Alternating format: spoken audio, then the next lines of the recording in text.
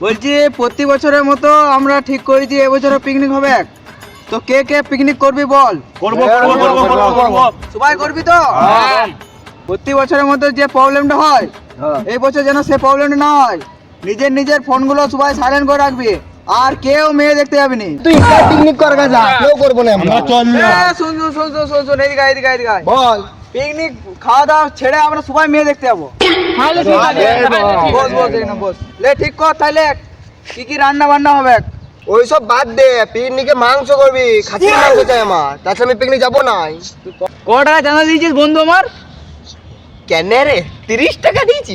মারবো মাথায় মুদবি কথায়। गजब बेइज्जती है। তাহলে আমি পিকনিক করবো না, চললাম, তোরা পিকনিক করিনি যা। তোর জন্য বন্ধু শুন, তোর জন্য একটা ডিম ভেজে দেবো। আয় আয় আয়, এদিকে এদিকে বস বস। আলে ঠিক আছে, লে আলে করবো।